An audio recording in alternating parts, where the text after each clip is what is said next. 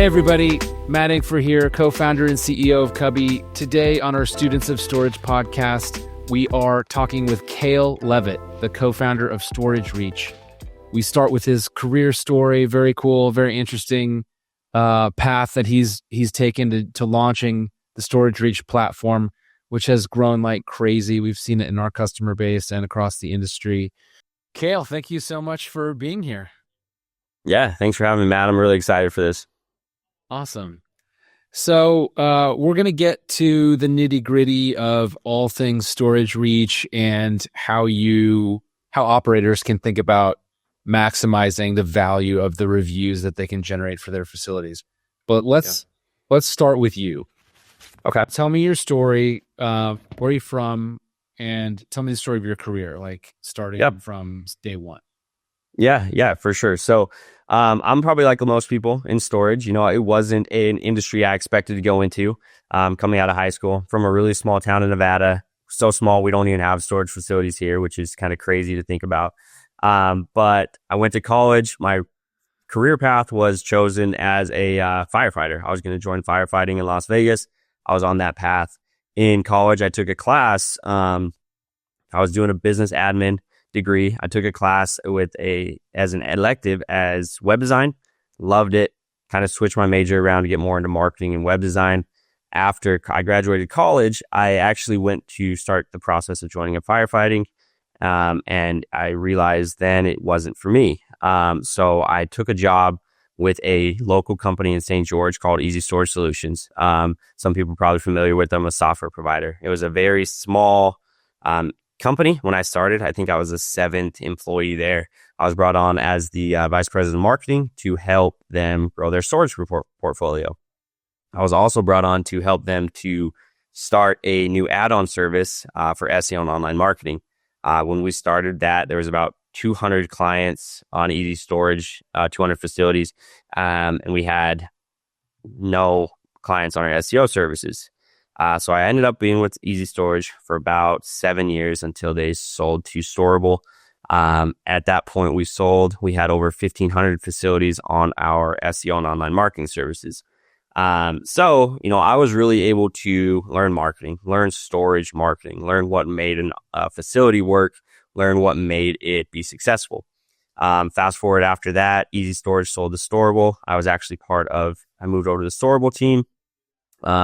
I've handled their website, storable.com, and ended up getting laid off about a year and a half into my time with Storable.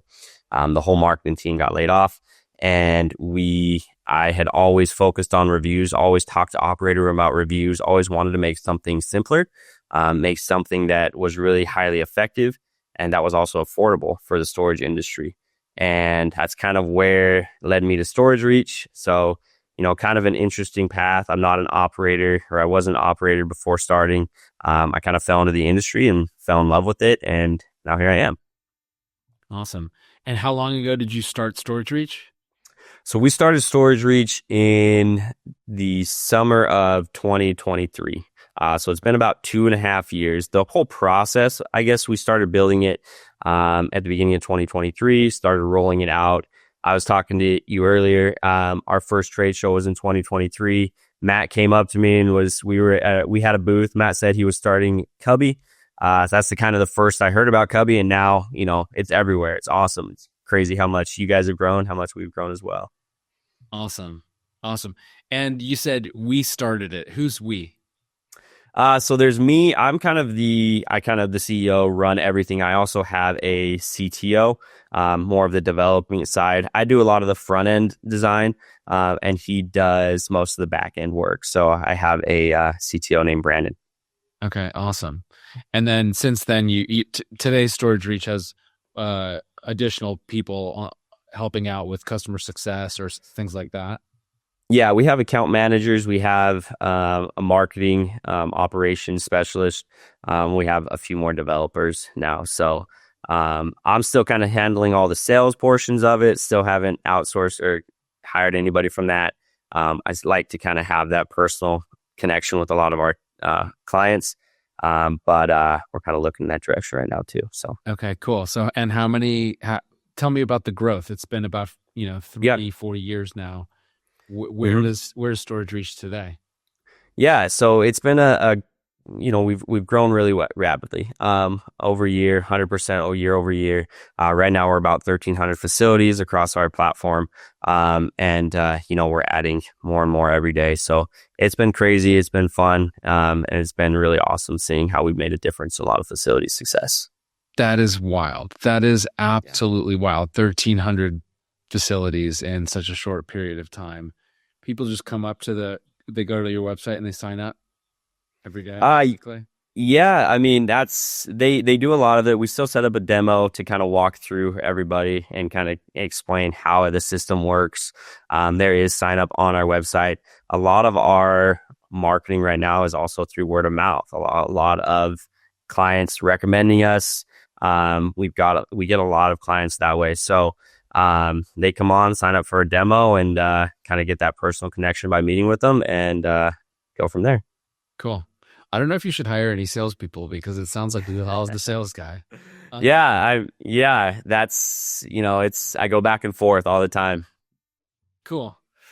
So, let's before we get to StorageReach and dive into what you're doing today, what did you learn in the first phase of your career that stuck with you from a marketing perspective for storage? What stayed with you that kind of has informed what you're doing today?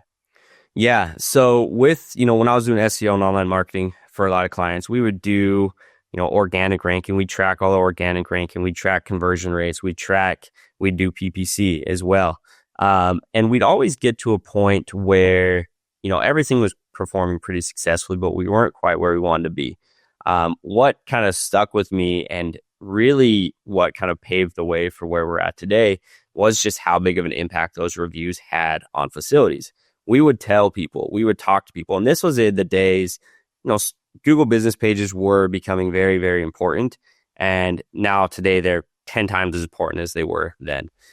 So this is when we were kind of first started focusing on them. And we would always work with operators and tell them, hey, focus on reviews. And some operators would do a really good job getting 2 or 3 a week kind of thing. And a lot of facilities, that's all you need is 2 or 3 a week. But other operators would do it really well for about 1 to 2 weeks, and then they'd fall off and get busy with doing other things, which is understandable. There's multiple of things that they have to be doing. But really what stood out to me was how big of an impact those reviews would have on the facilities, and how big of an impact they had on every other aspect of their marketing, whether that's pay-per-click, whether that's organic rankings, whether that's their website. Reviews were touching every single point of that. And I think that's really what stood out to me and really what paved the way for where we're at now. Awesome. Okay. So let's dive into it. Yeah. Tell me about what was the MVP that you came out to market with, and how's it grown since then? I want to talk product for a little bit here. Yeah, let's do it. So the MVP, really, we built an automated system. That's the first thing we did, an automated outreach system that not only tracked how it was doing, but I was also implementing drip campaigns and implementing the right touch points as well. A lot of the times, people would sign up for review generation tools that weren't necessarily built for storage. They were built for, whatever industry that software could work in. With storage, it's a little different. We don't just have that one interaction and then hope they come back in 3 weeks or 6 months or whatever. You're interacting with somebody every day. They're trusting you with their belongings every day. And so we wanted to build a system that really converted those people as well as those people that are just starting out with you. So what we did, first thing we did, we built the automated system. We integrated with the software providers to where we could send out review requests on the right touch points, and not only just sending a review request out right after a move-in, but we were also wanting to hit those current tenants. And with Google, one of the things Google likes to see is they want to see a few things with their reviews. They want to see quality, quantity, and consistency. And what we found is it was more powerful to get the 1 or 2 or 3 reviews a week than sending out a review request to all 300 tenants at once, getting 20 reviews in a day, and then not getting anything, the next few weeks. So what we did, we built the systems in place to automate that and to send out those review requests at the right touch points, and then also doing things to also capture feedback. We don't want to send a review request to somebody that is going to have a negative experience. We want a way to capture that as well. So we give them tools to make sure that that person has the opportunity to give private feedback, more of a survey tool. We can't block negative feedback from going online and leave a negative review, but we can give them the option to leave a private feedback. So what we did, we built the system to automate it. We built a drip system in place. Then we built tools for the tenant to, instead of leaving something negative, to send it privately. That was kind of that MVP. That's what we first rolled out with. After that, we started working on dashboards, more reporting, more tools and things. Okay. Awesome. And double click for me on what you've learned about the reviews. You said quality, consistency, and recency or something like that. Yeah. How are your operators ensuring that they're kind of checking the boxes, and what's the impact on some of the other things that they're seeing in their marketing, whether it's SEO or digital, or PPC, things like that? Yeah. So what we've found with that, the quality, quantity, and consistency, it raises in so many different ways. So in order to make sure you're hitting that, is make sure you have systems in place, making sure you're not just focusing on reviews one day out of the month. We're not focusing on reviews, for a few days. So making sure you have consistency in place. And then also what we found is how that has been impactful. So I have a few stats that I'll kind of share with you really quickly. So facilities with 50 plus reviews and a 4.5 star rating tend to fill units 30% faster. Just by kind of creating that trustworthiness that reviews do. And that's what reviews do. They build trust. 80% of people are looking at reviews before renting from a facility. About 70% of those people are actually trust those online reviews more than recommendations from family and friends. They trust them more than, and I thought that was a crazy stat, but in my day-to-day life, I've seen multiple times where someone's recommended something to me. I looked at reviews, they're like 3.5 stars. You're like, what are these people talking about? That's crazy. I'm not doing that. So with that being said, reviews build trust. They build a lot of word of mouth marketing. And back in the day, that was kind of the most impactful marketing technique, was word of mouth. Reviews have really taken over that and have really become that digital word of mouth and kind of that first interaction people have. So I'm not sure if I answered your question completely. That's really good. That's really good. So, okay. Yeah. That's a pretty dramatic impact on leasing velocity that you're talking about. It makes sense to me. Before Cubby, I kind of found the industry as a renter, and reviews were like the most important thing that I looked at when I was making my engine. So, okay, cool. So, you talked about kind of like, I don't know, I would say budgeting out your tenant base so that you can, kind of target a couple at a time so that you have a consistent stream of reviews coming in, as opposed to just shotgunning on the 1st of the month or the 15th of the month or whatever it might be. Yeah. How do you do that? Yeah. And are there people that you're trying to avoid? Like, what are the nuances that people at home, if they're trying to do this on their own, should think about? Yeah. So what our system does, for example, with our integration, we're able to, kind of pull different data from the tenant to see, how likely they are to have a good interaction. So if they've been with you for a while, if they're making their payments on time all the time, they've never really had any issues, we use our tools to kind of find those people, and we choose it depends on the facility size. So we try to make sure we're getting through all of your tenants within 6 months. If we get through them quicker than that, we also don't want to get through them too quickly, because we don't want to, if it's a smaller facility, we don't want to get through them all in 2 months and then start over, because then we're hitting them more often than we would like. So what our system does, it usually chooses between 5 to 10 random current tenants a week. Once they're selected off of that to send that review request out to, then they're taken off the list, not to be selected again until we're through the whole customer base. That way they're not hitting it too often. They're not getting bugged. They don't want to get a review request once a week kind of thing. And then our system's choosing that is also looking at their statuses in your database to make sure they're not in like a late payment status, auction status, late, something that they haven't left a review in the past. We're also checking that, and making sure they are someone we believe is going to have. We use AI tools to kind of analyze a few different things to say, all right, we think these people are going to have a good experience. We're going to send that review request out to, and then we're going to kind of, once they get the review request, they're putting into like a drip system. They're putting into tools that are more likely to convert that review. But yeah, we choose those 5 to 10 random per week.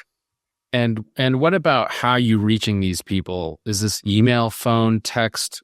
What are the channels? Yeah. What have you learned about what's effective and what should be leveraged? Yeah. In the beginning, when we first started, we were doing both avenues, text and emails. People were getting frustrated because we were sending 2 text messages out, we were sending an email and a text out on a move-in, for example. And then we were also doing the drip campaign. So if they didn't interact with that message, we were sending another email and another text out, and then another email and another text. Usually we did 2 follow-ups after the initial. So, that's 6 touch points. People were getting frustrated. We were looking at it like, all right, text messages converting so much higher than our emails were. Let's just drop that. So we dropped email. We're strictly text messages. We're also pulling data from the integration to make sure that they are opted into messaging, that they are, we're compliant on that end. And then, so we strictly send text messages, and that's been our most successful avenue, and that's what we focus on. Okay, cool. That makes sense. What have you learned about the actual contents of these messages? Like, I'm sure you've kind of like learned what works and what doesn't. You have language, things like that. Any tips there? Yeah, for sure. So a few things that we do, we've done a lot of different testing. We also give the operator an opportunity to add the text how they want it, and they can run tests on their own.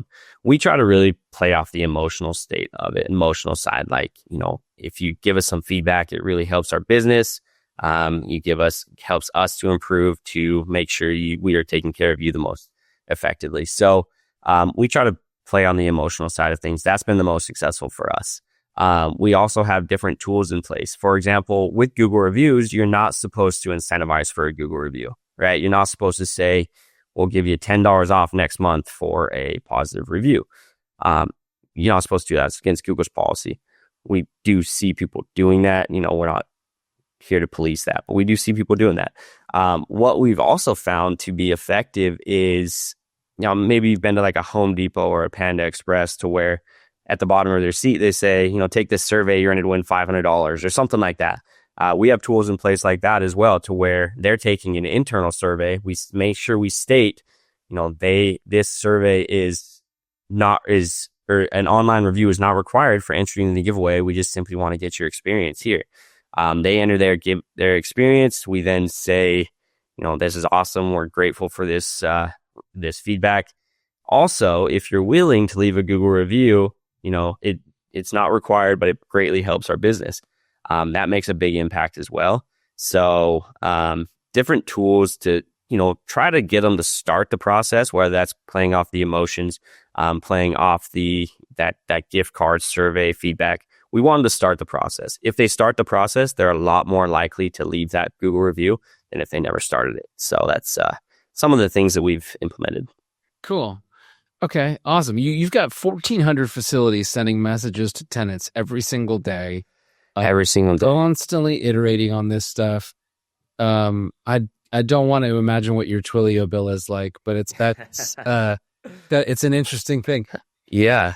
Talk to me. You're building a lot of this on top of Google, basically. Mm-hmm. So you are an expert in developing alongside Google.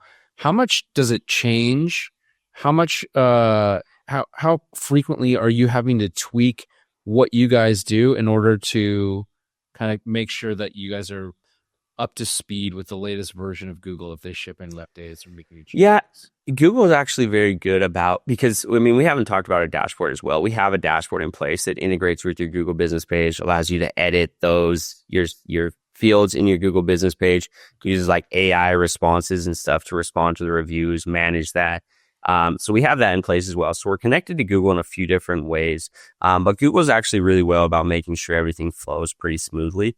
They do a really good job on that. So we're making updates to our tools probably on the Google connection side, probably once every other month kind of thing.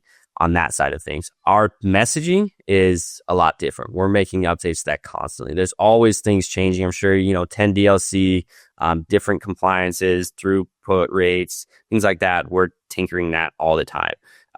And so that's where a lot of our focus is making sure that we are making those messaging delivered, because that's a big thing is, we're not going to get reviews if those messages aren't being delivered. So, that's one of our biggest focuses, is making sure that we're compliant on everything, we're making those deliveries, and we're giving them the opportunity to get reviews.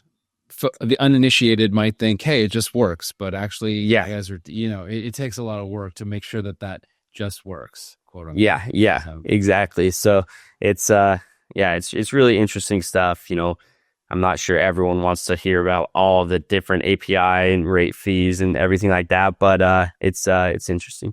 No, it just goes to show you what, your vendors in this space are doing.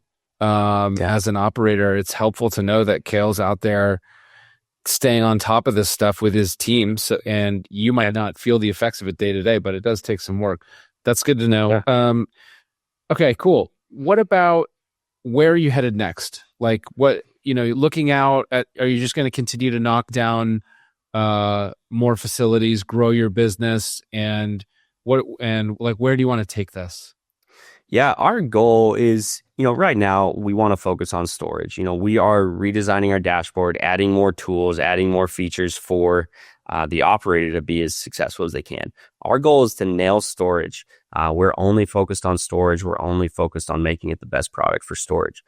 So that's the nice thing too about a lot of our clients is, they're working with us trying to think of what's going to be the most effective tool. We're looking at building in a referral system. We're building in other different marketing efforts that we can work into this system for storage. Eventually, we do want to move into other industries, but we want to do that after we nail storage and feel like we've made a product best for the operator that we can. Awesome. Well, congratulations again. I think it's incredible that you've, we're getting pinged every day or every week at least with from one of your clients asking for some sort of integration. So, which has been super easy to get set up with y'all. So, congratulations again on the growth, and excited to see you at the next trade show for sure. Yeah. I congratulate you as well. You guys have been growing like crazy. Love hearing all the success you guys have had. And when I saw this podcast, I was like, I love Cubby. I got to try to get on that. They're awesome. Awesome. Thank you very much, Kale. Have a very good one. Yeah, you too. Thanks, Matt.